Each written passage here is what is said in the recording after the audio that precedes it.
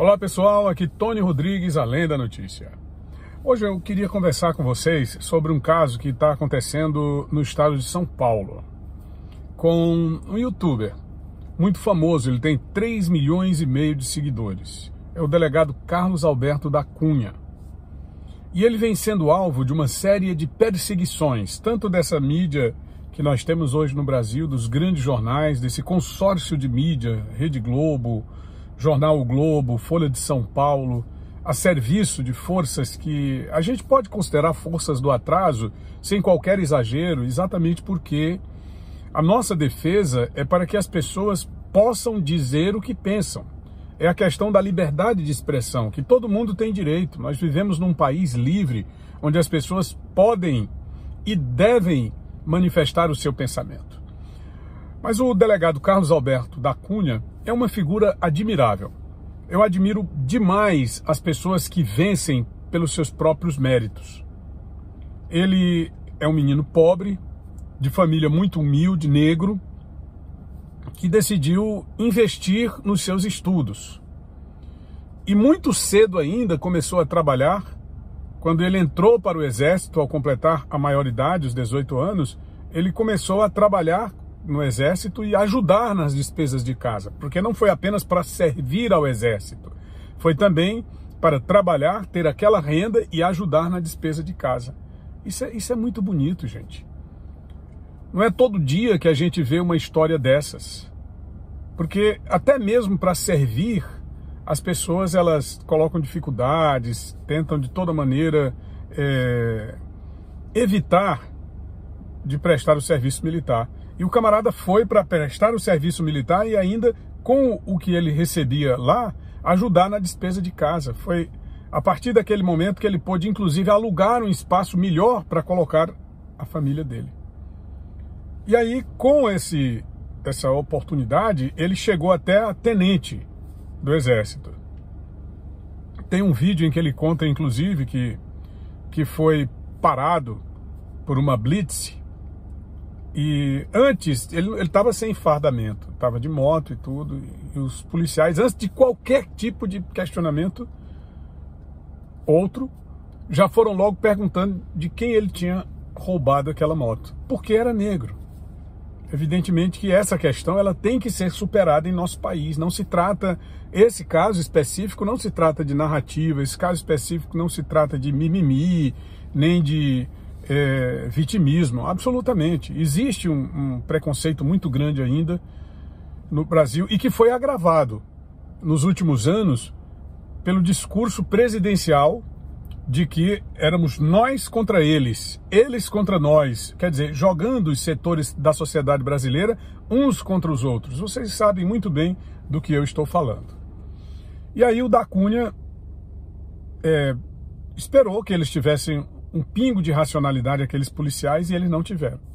E aí ele finalmente se identificou, digo, olha, eu sou tenente do Exército e essa moto é minha, eu comprei, se vocês quiserem eu vou pegar a nota fiscal. Eu disse, não precisa ser, não, agora nós vamos até a minha residência para que eu mostre a nota fiscal para vocês. E foi lá e mostrou e tudo ficou devidamente esclarecido e ele, claro, pôde também dar a volta por cima naquele momento, como deu em todos os momentos de dificuldade, porque eu comecei a gostar do trabalho que ele realiza na internet. Eu vou deixar o link aqui para o canal do delegado da Cunha, aqui nesse espaço de comentários, e lá ele começa a chamar a minha atenção exatamente porque ele tem um exemplo para dar, e eu sou daquela vertente, não é? Santo Antônio dizia o seguinte, quando o exemplo fala, a palavra cala.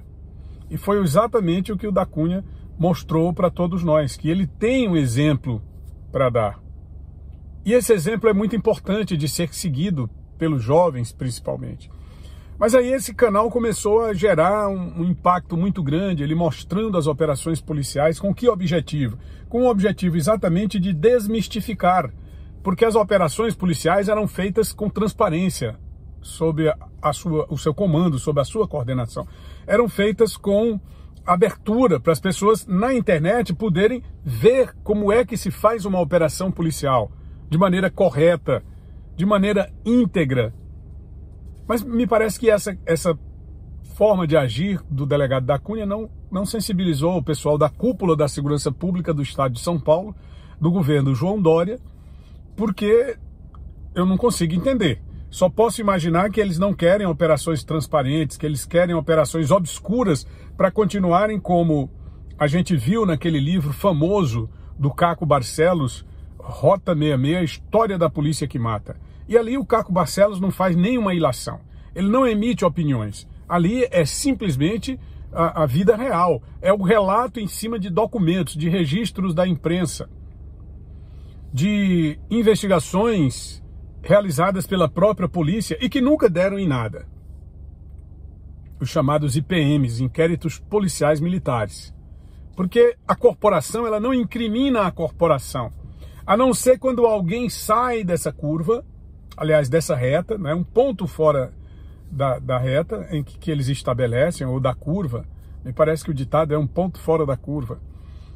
E aí eles passam a reprimir esse policial, que foi o caso do da Cunha. Porque aí eles querem operações obscuras, querem operações que se realizam de modo a poder criar versões.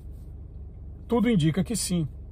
E era exatamente contra esse consenso que o da Cunha estava seguindo, mostrando as operações e mostrando como a polícia é heróica, de fato, sem precisar de narrativa, sem precisar de construir nenhuma versão estapafúrdia de autos de resistência de prisão, sem disparar tiros, ou, quando, apenas o que for necessário para conter a ação dos marginais.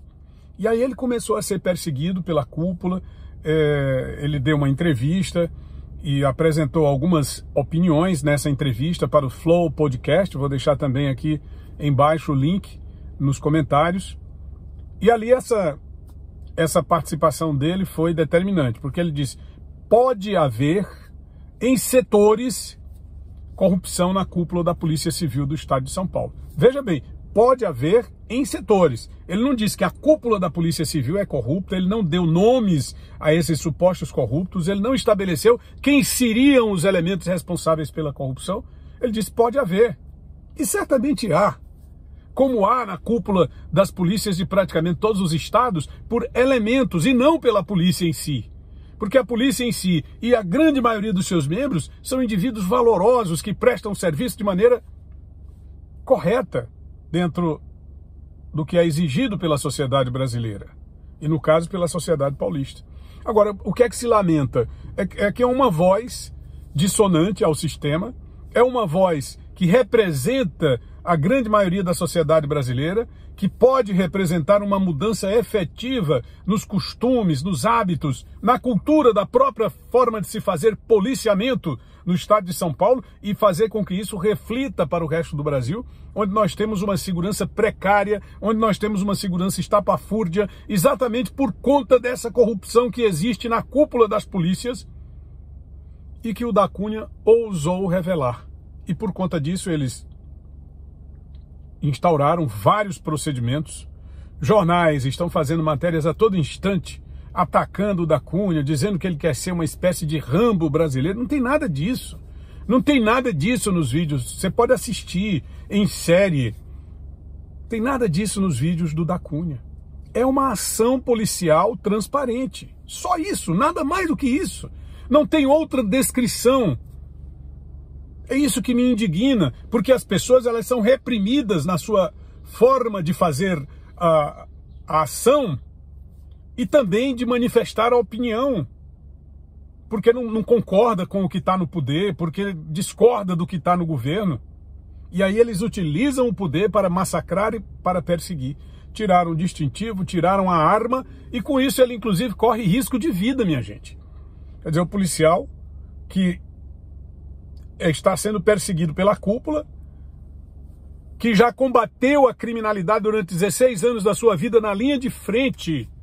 Não é aquele delegado que fica sentado lá no gabinete mandando os outros irem enquanto ele fica tranquilamente esperando. Não, nada disso. É um delegado de polícia atuante que vai para a linha de frente, que agora está sem arma e que pode, sem nenhuma dúvida, sofrer retaliações por parte da bandidagem. É lamentável. Se você gostou desse vídeo, deixe seu gostei, repercute esse vídeo, deixe a sua opinião sobre esse assunto. Vamos transformar esse caso num debate de impacto para a sociedade brasileira. Porque as pessoas, principalmente as autoridades, elas não podem ser perseguidas por conta de opiniões e porque estão fazendo diferente daquilo que é determinado pela regra geral. E nós vamos continuar falando sobre isso, sobre liberdade de expressão, sobre liberdade de imprensa, sobre o direito que as pessoas têm de manifestar aquilo que elas pensam e aquilo que elas sentem. E eu sou muito grato pela sua presença aqui, pela sua audiência. É Tony Rodrigues, Além da Notícia. Vamos adiante.